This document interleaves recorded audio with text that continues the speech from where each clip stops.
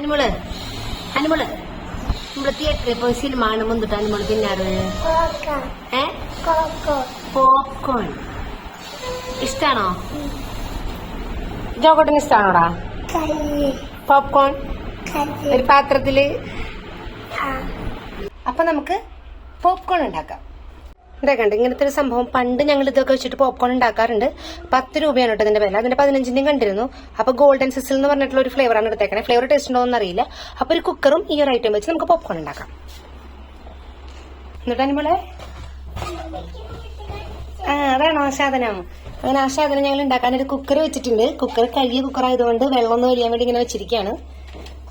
നമുക്ക് വീട്ടിൽ തന്നെ ഉണ്ടാക്കിയെടുക്കാം. 50 രൂപ 60 രൂപ കൊടുത്ത് ഈ പാക്കറ്റ് വാങ്ങാനെക്കാട്ടിലും നല്ലത് 10 രൂപയുടെ പാക്കറ്റ് ആണെങ്കിൽ നമുക്ക് വീട്ടിൽ തന്നെ ഉണ്ടാക്കാം. പോപ്കോണിന്റെ പാക്കറ്റ് പൊട്ടിക്കുമ്പോൾ നമ്മുടെ ചോളത്തിന്റെ മണികളും ഒപ്പം ലിക്വിഡ് ആയിട്ടൊരു സംഭവം. അതെന്താ സംഭവം എനിക്കറിയില്ല. ഇൻഗ്രീഡിയൻസ് എടുത്ത് മേടിയുണ്ടോ നമുക്ക് നോക്കാം. നമ്മുടെ പാത്രം ചൂടായി കഴിഞ്ഞപ്പോൾ ഞാൻ ഇത് അതിലേക്ക് ഇതങ്ങനെ ഇട്ട് കൊടുക്കാം. അപ്പം നമ്മുടെ ആ ലിക്വിഡും കൂടി പോകുന്നുണ്ട്. അത് കംപ്ലീറ്റ് ഇട്ട് കൊടുക്കുക. എന്നിട്ട് ഗ്യാസ് ഒരു മീഡിയം ഫ്ലെയിമിൽ വെക്കുക. സംഭവം നമ്മൾ ഇട്ട് കൊടുത്തു കഴിഞ്ഞാൽ നമ്മുടെ കുക്കറിന്റെ ലിഡ് നേരെ ഇൻവേർട്ടഡ് ആയിട്ട് വെക്കുക. നമ്മളൊരു കയ്യകലം നീങ്ങി നിൽക്കുക. ഇങ്ങനെ ഒരു ഗ്യാപ്പ് ഉണ്ടാവാൻ വേണ്ടിയിട്ടാണ് സംഭവം ഇൻവേർട്ടഡ് ആയിട്ട് വെക്കുന്നത്.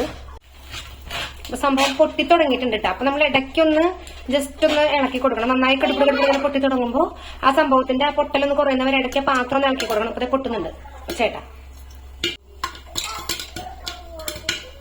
എന്റെ ഉള്ളിൽ വെടിക്കിട്ട് തുടങ്ങിയിട്ടുണ്ട്. അപ്പൊ നമ്മൾ കുറച്ച് പൊട്ടി തുടങ്ങുമ്പോൾ പതുക്കെ ഒന്ന് ഇളക്കി കൊടുക്കുക. കാരണം അടിയിൽ അല്ലെങ്കിൽ കരിഞ്ഞു പിടിക്കാതിരിക്കാൻ വേണ്ടിയിട്ടാണ് ഇത് മീഡിയം ഫ്ലെയിമിൽ ഇടണതും അങ്ങനെയൊക്കെ പറയണതും. അപ്പൊ കുറച്ചൊന്നാകുമ്പോൾ പയ്യനെ ഈ പാത്രം ഒന്ന് ഇളക്കി കൊടുക്കുന്നുണ്ട്.